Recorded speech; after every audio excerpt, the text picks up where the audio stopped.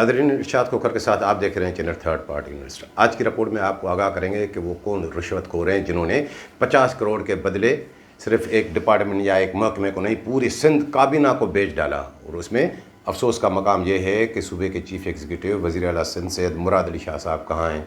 ऊपर जो गेम हो रही है उनमें या इस तरफ भी कोई तवज्जो है। और बाकी आपने एक कहावत सुनी होगी कि चोर की माँ कोने में रोए। वो किस्सा, वो मुहावरा पुराना हो गया। अब वो चोर नहीं रहे।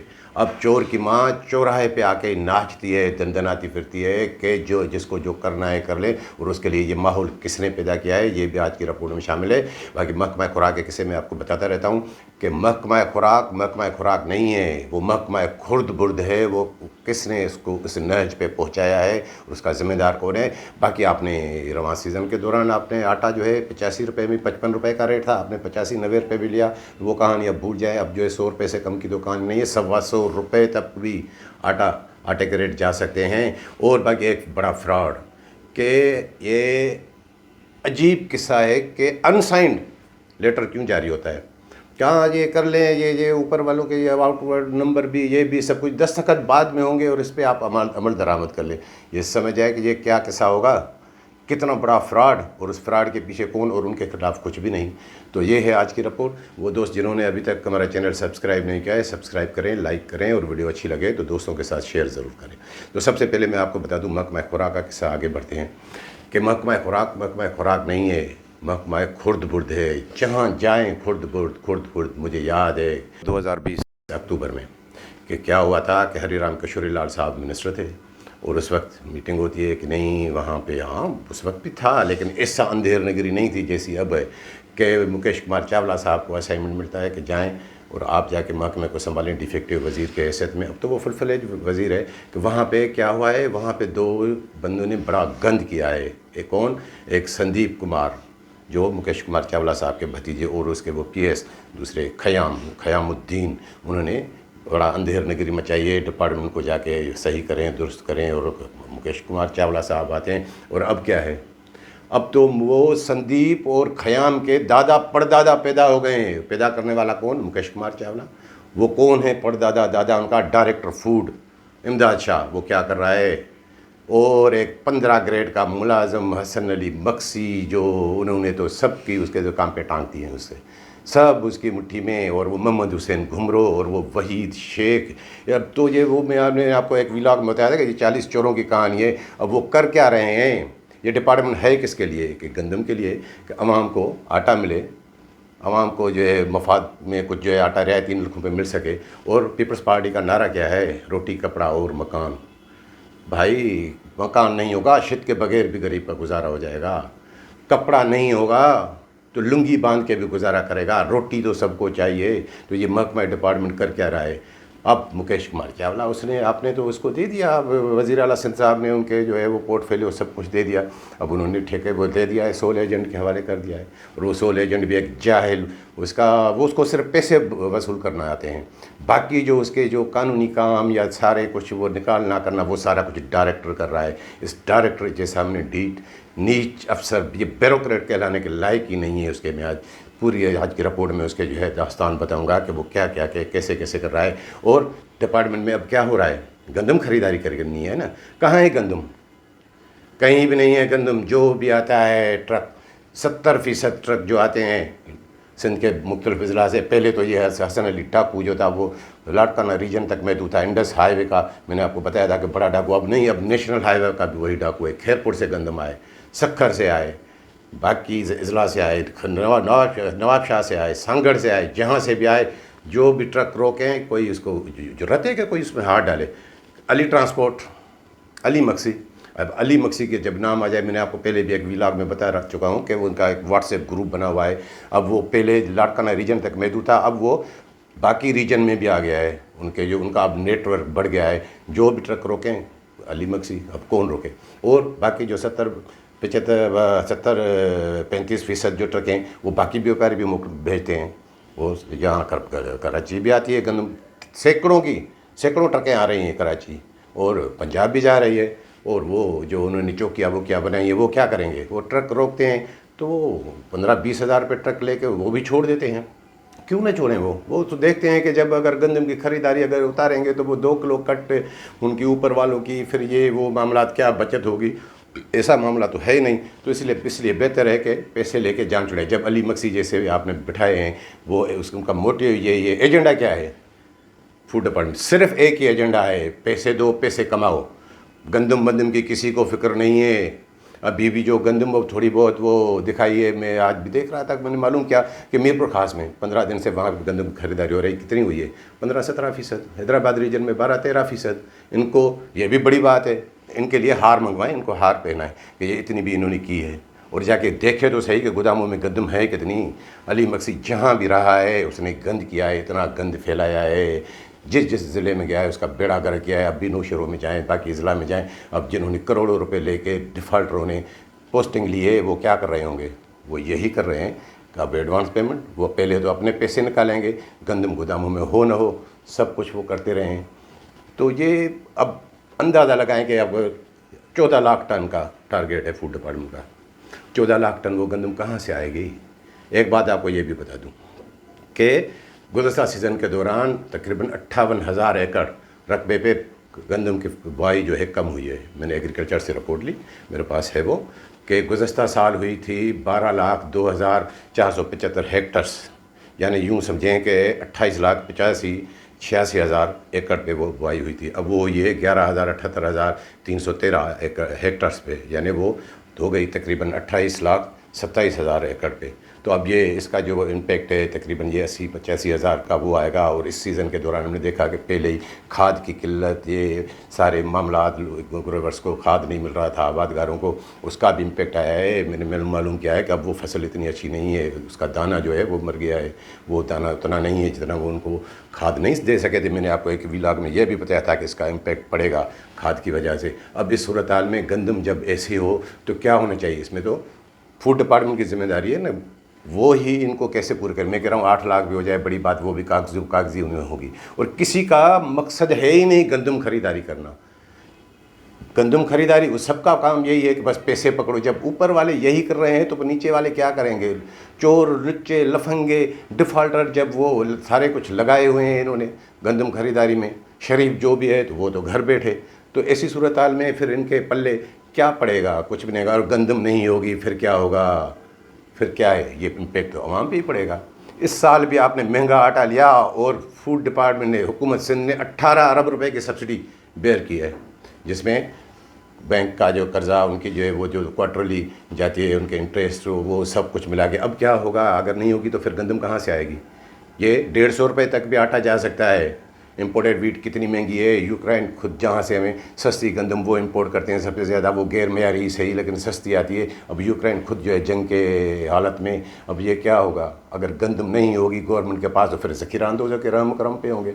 तो ये किस डिपार्टमेंट पे तवज्जो दें। वज़ीर आला सिंध साहब की अगर जो है इस पे तवज्जो जाए, उसकी इस वक्त जितनी ज़रूरत है। अगर गंदम की ख़रीदारी नहीं हुई और नहीं होगी, मैं आपको बता दूं कि नहीं होगी, क्योंकि सब चोर बैठे हुए हैं। सबका ये रिकॉर्ड ऐसा है कि सब कोई नीचे से लेकर ऊपर तक, जब एक जो दलाल डिपार्टमेंट चला रहा हो और उसके साथ मिला हुआ हो, ये जो मैंने आपको बताया डायरेक्टर हो, उसको कानूनी राह वो सारी निकाल के देता है, तो फिर बाकी क्या रह जाएगा? बाकी मैंने आपको एक किस्सा बताया कि आपको बताएंगे कि सिंध कैबिनेट को किसने बेच डाला 50 करोड़ में।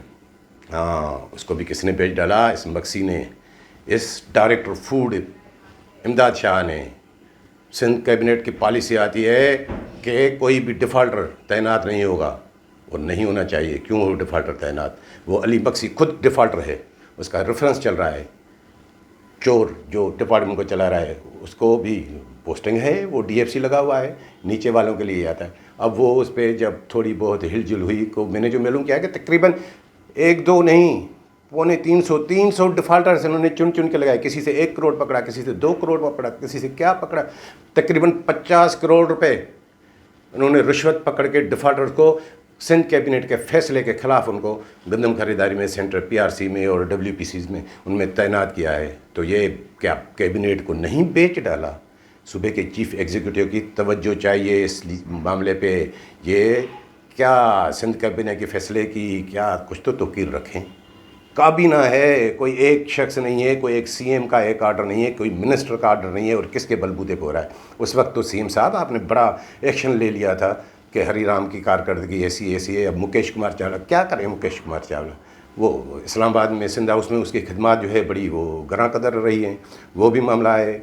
और वो आपके जो है वज़ीर आला सिंध के जो किचन कैबिनेट का हिस्सा हैं, और जो है मुकेश कुमार चावला का भाई वो अशोक वो बिलावल हाउस में बैठा हुआ है। वो बिलावल साहब की जो है वो पर्सनल मुलाजमीन में शामिल है, खिदमत में पेश होते हैं।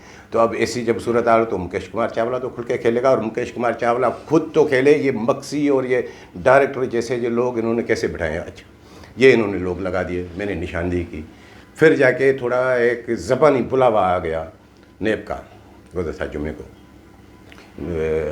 आज भी जुम्मा है, हाँ गुज़श्ता जुम्मे, तो उसमें थोड़ी हलचल मची। और बैक डेट में मैंने आपको पहले एक व्लॉग में बता चुका हूँ कि 24 मार्च में लेटर जारी करते हैं डिप्टी डायरेक्टर्स को, डायरेक्टर फूड, कि जितने भी डिफ़ॉल्ट रहे वो बैक रेफ़र करें, इनकी जिम्मेदारी वरना DFCs को DDs की होगी। चलो आपने वो लेटर जारी कर दिया, बैक डेट में ही सही आपको कुछ बैक रेफ़र हुए। लाड़काना रीजन से कितने हुए, मुनीर सांगरू का भी हुआ, तुफेल भुट्टो का भी हुआ, उन्नड़ का भी हुआ, कई के वहाँ का एक वो डिप्टी डायरेक्टर वो उसने बैक रेफ़र करके वो भी भाग गया है छुट्टी पे। वो कह रहे हैं कि वो शायद मुझसे काम ना चले, क्योंकि वहाँ मुतारा रीजन हसन अली मक्सी और ये लुच्चे लफंगे जो परवेज़ भट्टी और ये सारे कुछ वो चलाते हैं। तो वो जब वो बैक रेफ़र हो गए तो डायरेक्टर साहब की गीली पड़ गई। अब वो उन्होंने पैसे वैसे लिए, अब क्या करें। और इस दौरान जो है मैं आपको पहले भी बता चुका हूँ कि सेक्रेटरी खुराक उसमें इंटरेस्टेड नहीं है, वो उसको थोड़ा वो है कि ये सिंध कैबिनेट की जो फैसले की खिलाफ वर्जी है, हमें ये नहीं करना चाहिए। उन्होंने भी थोड़ा कुछ वो शोर मचाया तो भी वो थोड़ा बहुत कुछ हुआ है। तो अब ये सेक्रेटरी खुराक को पता है कि डिप्टी डायरेक्टर ने इमरान खेड़ो ने वो बैक रेफ़र किए हैं। अब जब वो बैक रेफ़र होते हैं तो डायरेक्टर की जो है वो उसको बुखार लग जाता है कि अब ये क्या होगा, अब कैसे मामला संभलेंगे। और फिर वो एक और लेटर जारी करते कि नहीं, ये जो डिप्टी डायरेक्टर्स ने जो किए हैं ये DFCs को लिखे हैं, उनके भाई रीजन में पूरा रिकॉर्ड पड़ा हुआ है। एक DFC ने डिप्टी डायरेक्टर ने अगर अपनी एफिशिएंसी दिखा के वहाँ से खुद भेजे, अब वो डिप्टी डायरेक्टर को भेजे कि अब आप भेजें, जब उसने आपको भेज दिया तो उस पर अमल दरामद करें, नहीं फिर क्या होता है, फिर वो मॉडिफिकेशन। अब आए दिन 29 को, 30 को, 31 को मैं तो देख के दंग रह गया। अब ये नहीं इधर ये, अब ये चोरी का रास्ता जो है डायरेक्टर ने निकाला है कि अब वो पहले वाले नोटिफिकेशन अब ये शायद छुप जाएंगे। अब मुनीर सांगरू जो मैं आपको बता चुका हूँ कि उस पर रेफरेंस है 80,000 बोरी का, बाकियों की गंदम वो अलग खा गया है, वो भी लाखों में है। और वो तकरीबन 80,000 का मतलब समझते हैं कितनी होगी, तकरीबन 48 करोड़ 50 करोड़ की। वो सोहेल अनवर स्याल की जो है उताक के भी चक्कर लगाते हैं उसकी बैठक के, और इन्होंने सारी सेटिंग की। इनके हसन अली मक्सी और डायरेक्टर को वहाँ से करोड़ों रुपए मिले। तो अब मैं वो देख रहा था परसों कि वो एक आर्डर मॉडिफिकेशन आता है, मुनीर सांगरू को वो नाम छुपा के उसको फिर वो बाकरानी के सेंटर दे दिया। अरे भाई, मुनीर सांगरू जैसे जब डाकू लगेंगे, बदर कीरो जैसे लगेंगे, ऐसे ऐसे लगेंगे, तो ये फिर बाकी क्या रह जाएगा। फिर बलकशेर को भी लगा दें, उसके भी क्या कसूर है बेचारे का, उसकी भी थोड़ी बहुत है, ये कोई 1 लाख बोरी है, तो जब ऐसे ऐसे डाकू लगा रहे हैं उसको भी दे दो। ये सब कुछ इसीलिए। और फिर थोड़ी अब जब मामला ये थोड़ा आगे बढ़ा है कि अब डिप्टी डायरेक्टर वो तो चला गया, बाकी डिप्टी डायरेक्टरों को भी ये गया कि वो DFC से DFC से क्यों लें, क्या करेगा दिलशाद सुमरो, ये मामा लालू गुरु, वो तो सब कुछ जो कहेगा अली मक्सी कहेगा वही करेगा, जो डायरेक्टर कहेगा वही करेगा, जितने छुपाने हैं डिफ़ाल्टर उनको छुपाएगा। अब वो इमरान मक्सी का नाम छोड़िएगा, इमरान मक्सी तो वो जो पुफीज़ाद भाई है हसन अली मक्सी का, वो जब उसके जाता है ऑफिस में, तो वो मैंने आपको गुज़श्ता व्लॉग में बताया था कि वो फ़ोन पे भी हसन अली मक्सी डायरेक्टर हो, सेक्रेटरी हो, मिनिस्टर हो, उनसे रिलैक्स बात करते हैं ये मामा लालू ग्रुप वाले। जब हसन अली मक्सी का फ़ोन आ जाए तो फ़ोन पे भी खड़े होकर बात करते हैं। तो वो तो मक्सी, जब इमरान मक्सी वो एक सुपरवाइज़र हो जाएगा उसके पास, तो वो तो उसको कहेगा कि मेरी सीट पर बैठो भाई, आपके मरून मिन्नत में ये सीट पर बैठा हूँ, आपके जो है मामूजाद भाई की वजह से। और शहजाद शाहानी क्या करेगा, जाम छोरो वाला DFC, ये हाकिम मर कश्मीर वाला क्या करेगा, ये शर क्या करेगा खादम, ये इतने जितने भी इन्होंने ये लगाए हैं, और वो वसीम अबड़ो क्या करेगा, ये यही करेंगे जो इनको कहेंगे कि इस तरह के रिपोर्ट बना के भेजो अब, तो हम इनको थोड़ा बचा सकें।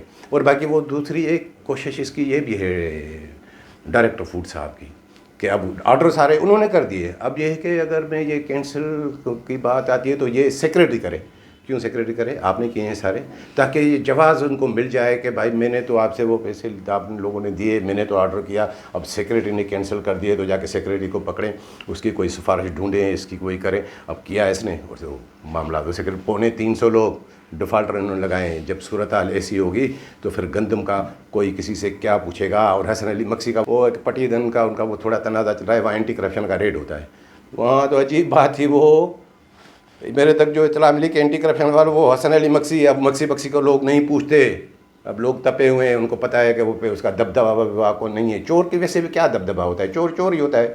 तो वहाँ एंटी करप्शन वालों के सामने वो लोंग मरी कह रहा है कि इसने सिर्फ नौशेरो फिरोज से तकरीबन 10-11 करोड़ रुपए की वसूलियाबी की है, जो रिश्वत लेके जो है वो यहाँ से गया है। एंटी करप्शन तो मक्सी उनको कहता है कि आपको सबूत है क्या है, तो वो सर पे हाथ रख के कहता है मुझे अपने बच्चों की कसम, मुझे अपनी वालदा की कसम, इसने जो है ये सब कुछ सबसे बटोर के चले गए। अब सूरत हाल ऐसी हो, अब चीफ मिनिस्टर साहब कुछ रहम करें, ये लोगों पे रहम करें, आप कुछ एक्शन ले। वो जब वो फूड डिपार्टमेंट फुटबॉल बन गया था तो वो थोड़ा डायरेक्टर और सेक्रेटरी उस वक्त तो आपने एक्शन लिया, अब तो ये बिल्कुल करप्शन का अखाड़ा बन गया है।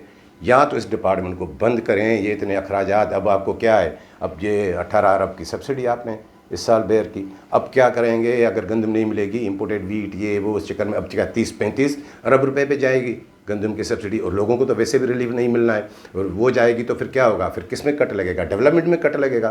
गवर्नमेंट का पैसा है, पब्लिक का पैसा है, ये किसी की जो है ज़ाती मिल्कियत नहीं है। इतना खर्च क्यों, इतना खर्च करने के बाद भी कुछ हासिल ना हो तो फिर ऐसे डिपार्टमेंट की ज़रूरत क्या है।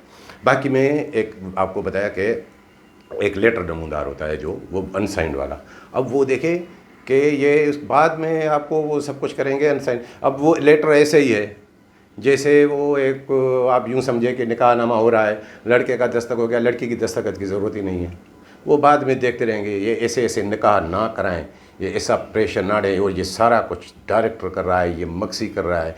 और एक बात और भी आपको बता दूं कि अब क्या हुआ है, ये सारी गंदम जो है वो मॉनिटर भी नहीं करने देते। जैसे मैंने आपको बताया कि 70% गाड़ियाँ जो भी आती हैं अली ट्रांसपोर्ट, अली को कौन रखे। मैंने आपको बताया था कि 22 मार्च को जो मीटिंग हुई थी फूड डिपार्टमेंट की, उसमें ये बात आई थी कि एक चौकी लगाएं, कहाँ पे, काठोड़ पे, कि ताकि वो गंदम जो कराची आ रही है वो मॉनिटर हो कि कहाँ कैसे कैसे कितनी गंदम कहाँ गई। लेकिन वो चौकी उन्होंने नहीं लगने दी मक्सी ने। मक्सी की तो तूती बोलती है, वो सबको चलाता है। अगर वहाँ वो चल लग जाती है तो सारा कुछ पता चल जाता है कि किस किस ज़िले से कितनी गंदम आ रही है, क्या जा रही है, कहाँ मिल पे जा रही है, किसी जो है ज़ख़ीरा अंदोज के पास जा रही है। लेकिन वो नहीं हुआ तो उसका नतीजा अब क्या निकला है, तो यहाँ का जो वो दरबारी मकसूद गुमरो उसने भी अपना तरीका निकाला। अब वो जितने भी कराची के जो है वेबरेज वाले कांटे हैं वहाँ पर उन्होंने इंस्पेक्टर और ये वो बिठा देंगे, जो भी गाड़ी आए वो मॉनिटर करें किस मिल पर जा रही है, कितना वज़न था, कहाँ से आया। अब वो कुछ भी नहीं, वो भी ड्रामा है, वो भी रोज़ का जितना भी वो रिकवरी होती है वो कुछ भी नहीं, कुछ भी रिपोर्ट नहीं होता। वो फिर वो मोहम्मद हुसैन गुमरो जो बैठा है उन तक उनको भी दाना पानी चाहिए, रोज़ का खर्चा वो उनका है। ऐसे ही जो है लोगों को बिठाने का, वो क्या रिपोर्ट करेंगे, कौन किसके साथ है, क्या क्या कैमरा लगा हुआ है वहाँ, कि आप उनको किस तरह मॉनिटर कर रहे हैं, ये इन पे आपने रख दिया। अगर एक चौकी लग जाती उस पर आप फ्लोर मिले, एसोसिएशन को एतमाद मिले, उसके नुमाइंदे बिठाएं कि भाई आपके पास जो गंदम आएगी हम छोड़ेंगे, ज़ख़ीरा अंदोज़ को नहीं छोड़ेंगे। लेकिन उसमें हसन अली मक्सी का वो कारोबार कैसे चलेगा, ये सारा कुछ यहाँ ये कराची में भी ऐसे ही धंधा हो रहा है। तो नाज़रीन आप ये समझ गए होंगे कि ये किस तरह ये फ्रॉड हो रहा है। ये चोर की माँ कोने में रो रही है या चौराहे पे नाच रही है, दंदनाती फिर रही है मुन्नीर सांगरू जैसा। उसको कैसे किस तरह ये डायरेक्टर फूड ने ये कमालात दिखाए हैं कि ये इस तरह करके ये मॉडिफाई फलां ये वो, मैं तो देख देख के दंग रह गया हूँ। तो नाज़रीन ये थी आज की वीडियो पसंद आई हो तो दोस्तों के साथ शेयर ज़रूर कीजिएगा। मिलेंगे अगली वीडियो के साथ।